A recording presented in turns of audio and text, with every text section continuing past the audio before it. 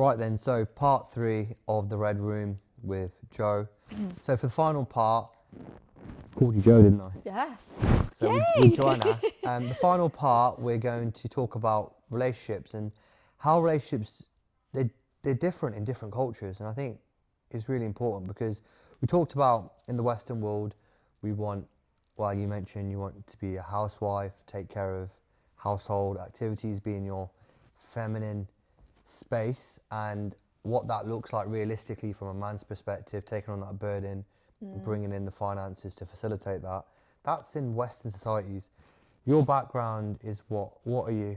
Half Filipino and half English. Okay, so this would be quite interesting then because I grew up English tradition, you know, my values are, you know, very like English. Western, let's say. West. But, okay. I don't know actually, to No? be fair, because, you know, my values is what I bring into a relationship. They are very traditional.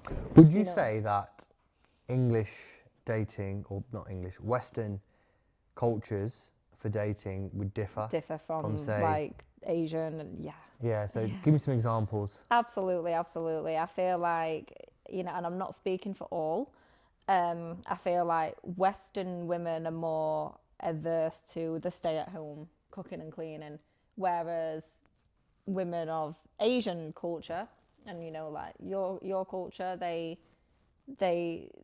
welcome that. You know, they want to be the stay-at-home cooking and cleaning, etc., because it's just simply it's their tradition. Why do you think that don't exist in the UK? Or, well, let's just refer to the UK because that's where we are. I don't know.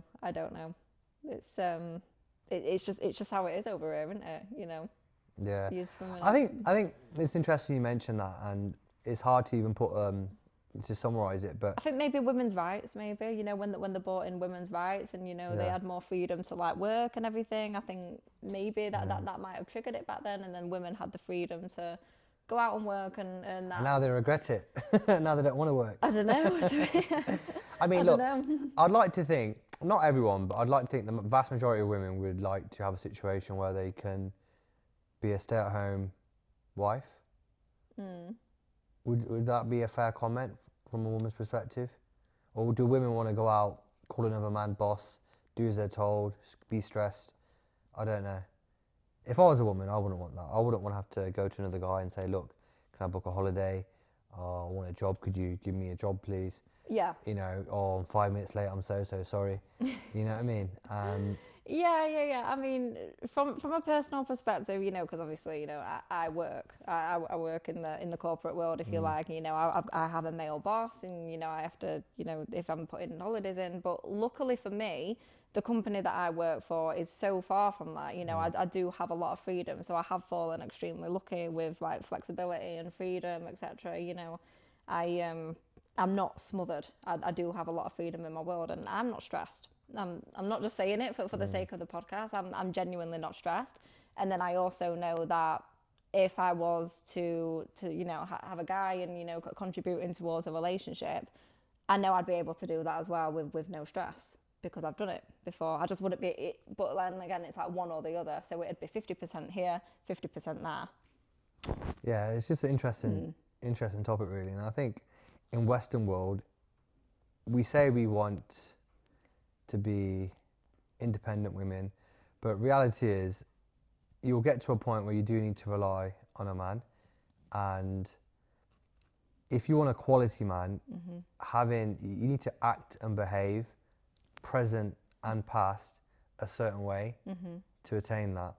Otherwise, no one's going to take you seriously, and no one's going to look after you. Because let's be honest, deep down, all women want is they want attention, they want love, and they want to feel needed. And they want to, genetically, how we're built, right? That's what it used to be, you know. Traditionally, that is, yeah. And I think it still is, you know. It still is in some cases. I think if you were to remove finance from the equation, you wouldn't have these issues. I think a lot of these issues for pushing narratives where women should focus on careers and stuff like that. I mean, if you really want to, that's fine, but something's going to compromise. You can't be a woman and be 100% focused on your career And if you are focused on a career, you have to give it 100%. No different to business. Yeah. But Yeah, you can't I agree give with that same percentage in a relationship, can you? So you're going to compromise, and you got to think: is it a career I want, or is it a relationship I want?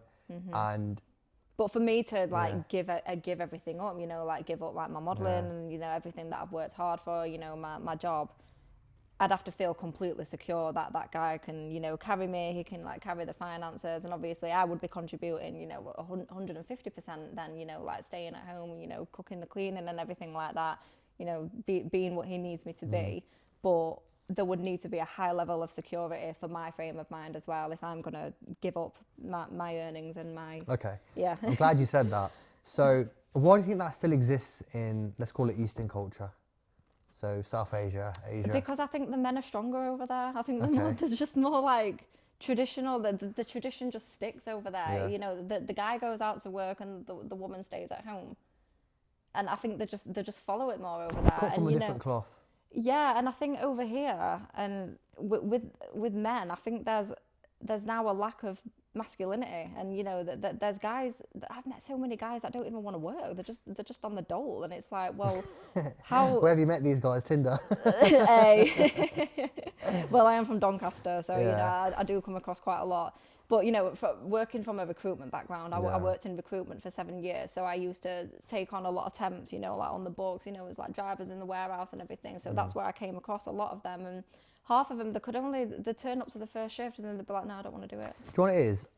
In the UK, it used to be what called Great Britain. There's not that much great about there's not Britain anymore. There's really not. But I think fundamentally, like I was telling you earlier, like people will illegally travel across the world to get here for a better life, and like I said, they'll find a way to raise 10k sterling. That's sterling money. That's typically what it costs, doesn't it, to travel? It could be more, could be around that number, and people can find a way to do that. And I think people, I know for a fact, they're just so entitled, and you have all the opportunities. And even myself as an employer, I speak to so many like students and ask. But I had an applicant who came for an interview on Friday, and he was saying to me, it's so hard as a Gen Z, etc. There's no opportunities. And then when I welcomed him in for an interview, he couldn't even tell me much about the job spec. He couldn't tell me much about the company. Yeah, very so basic he's stuff. not researched the company. Yeah, just common sense stuff that takes 5 minutes to do. And it comes down to entitlement. So a lot of people think that just because they saw something on Instagram or a friend's doing this or family members doing that, they should have that as well. And no, that's not the case. It's very difficult, and it's not very difficult at the same time.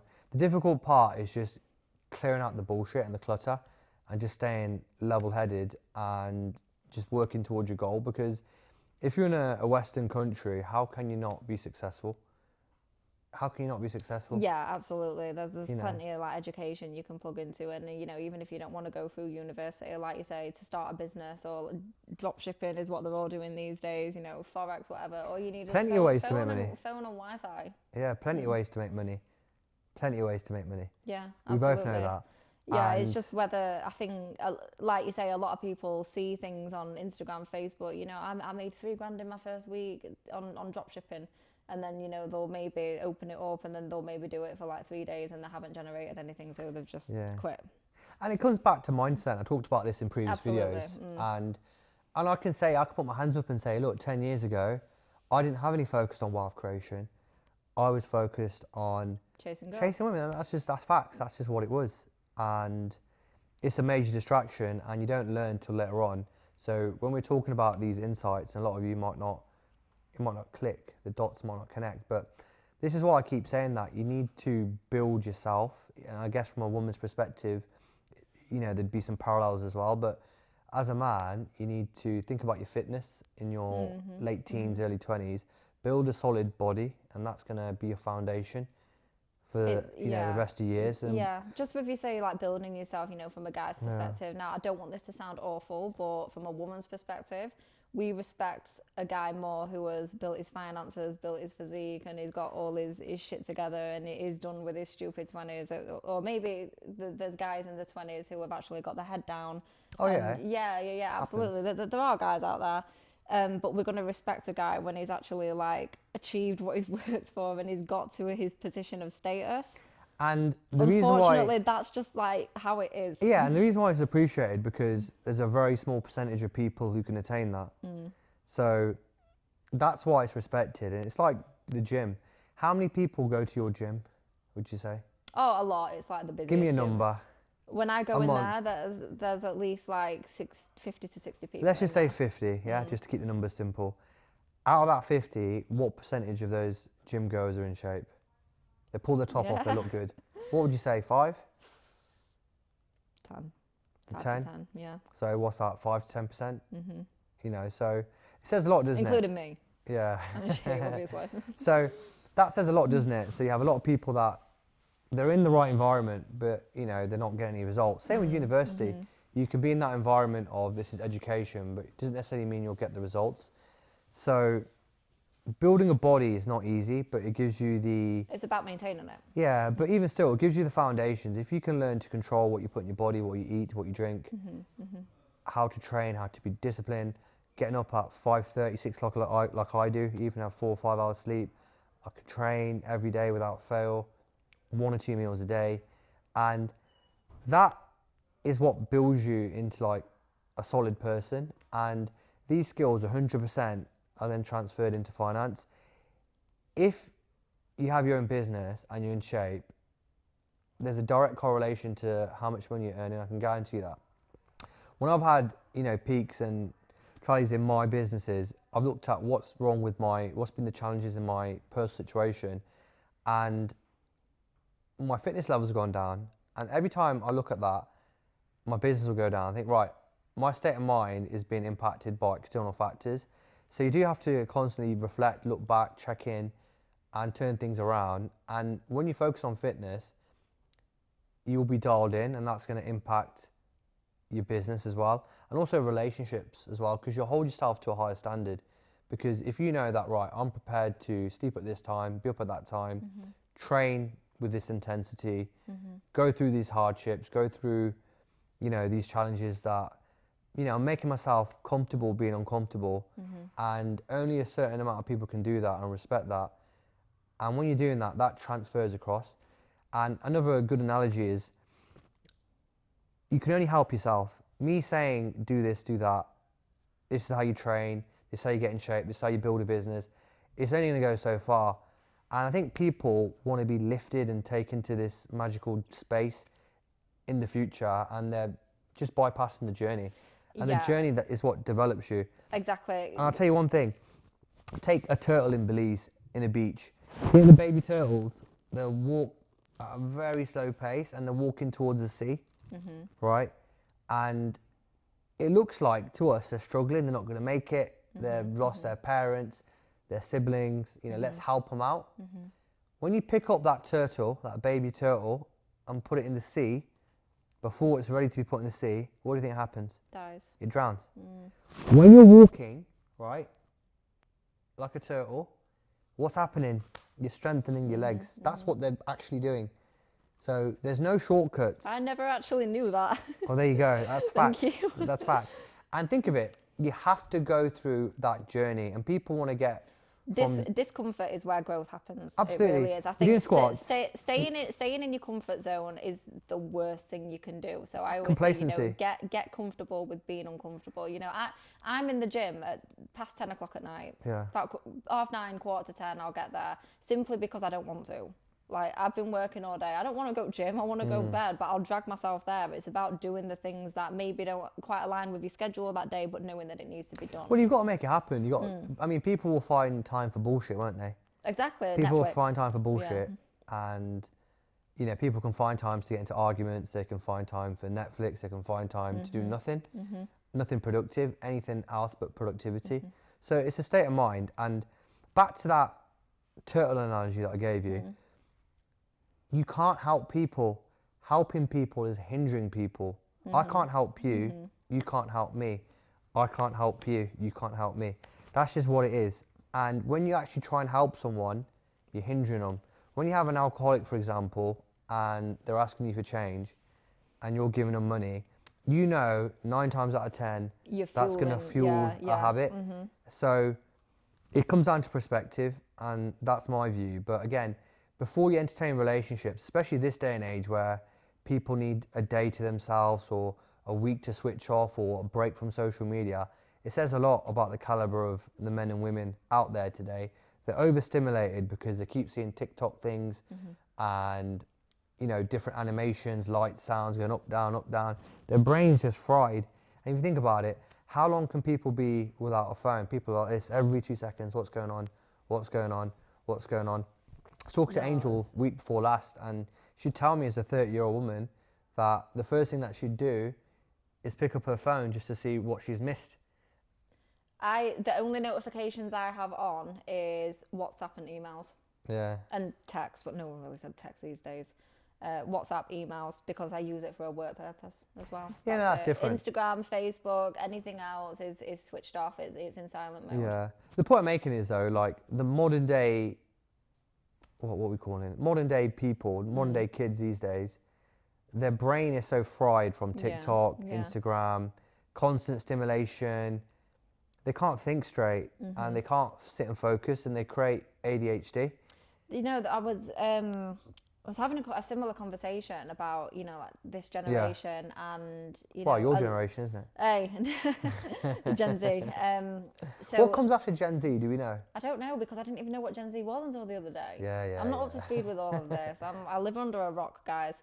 But yeah, I was having a similar conversation about this the other day. So, you know, this generation, the reason why they lack, you know, productivity and consistency is because of shorts, you know, the reels on like YouTube and Instagram and everything, because they know that their attention is only needed for like 10, 20, 30 seconds, and then their brain, their thermostat is switched to like 30 seconds, and then I'm going to switch off and watch the next one.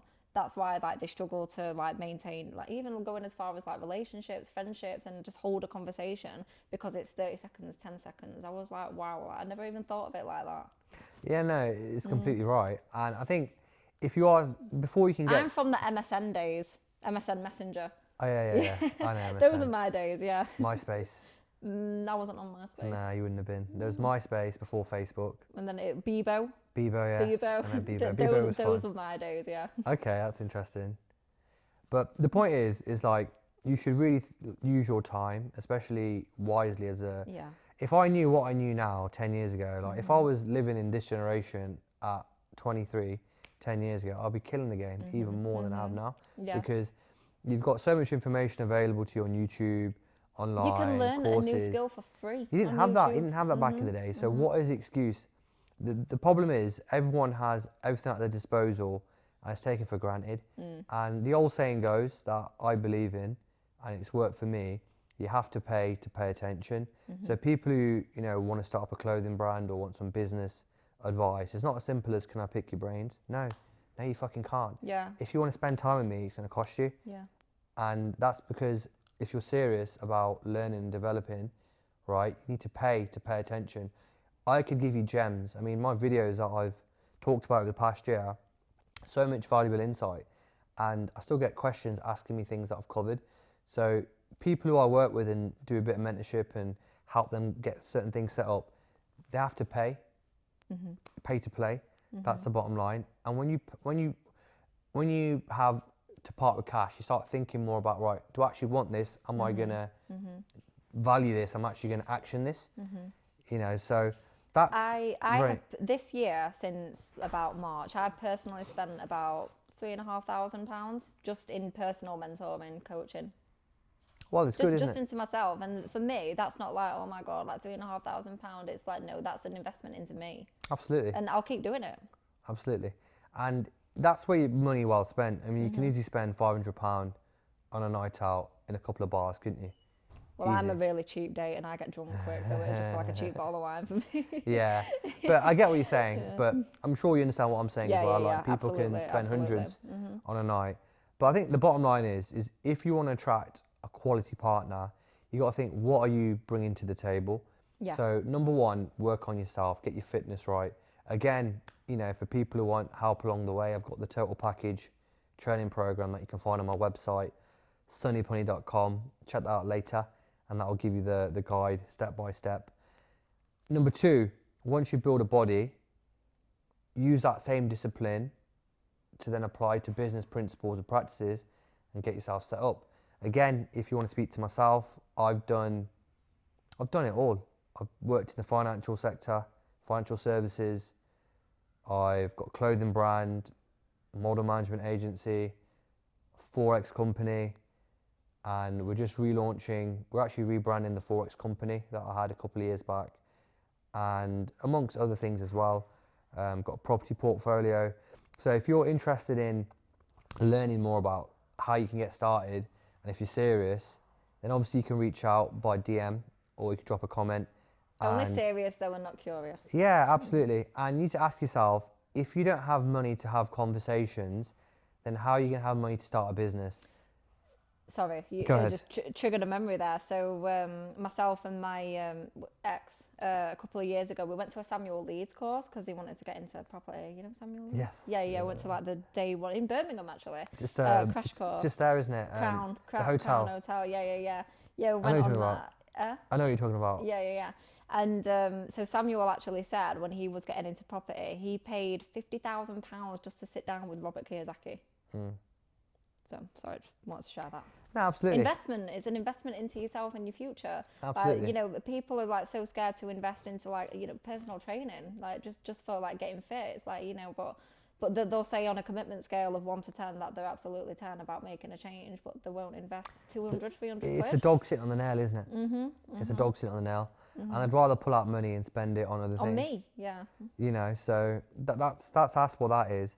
And again, even going back to the total package training program, that's 10 years of information that I've consolidated, that I look exceptional year round. I do. And that's maintainable whilst being a business owner, whilst running around, whilst traveling, whilst doing this, whilst doing that. It's quick, it's easy, and it's efficient. And I like how you've invited me down for the podcast to talk about me, and now we're talking about you. Well, it's fine. I'll allow it. You insisted I talk a little bit more. To be fair, I did. Yeah, I did actually say that you should engage more. So but again, just to summarise this, and we'll hand back to Joe. Like, think about fitness. You can either do it one or two ways if you're serious. You can go and spend hours, years on end trying to figure out the right thing to do, or if you want to get into business, do something similar to what I've done, or just be in this world. You've got my training program that outlines everything from A to Z, what to eat, how to eat, what to train, when to train, how to keep it concise and consolidated, in and out, you're getting results quick and easy. And then obviously onto that, getting into business, right, how can I make money? And then once you've established your finances, then you're in a position where you can date, because the types of dates I have, they're quality, and I can give a prospect, let's call them a prospect, a nice experience. Something that will remember me by, because I've earned that status. And then, again, I'm saying this to people because I know people who make mistakes and they don't grow, they don't change. They're in their 40s, they're still in the club, still in the bar, trying to pull girls. And what are you going to get? The leftovers, breadcrumbs, the untouchables, and that's just what that is.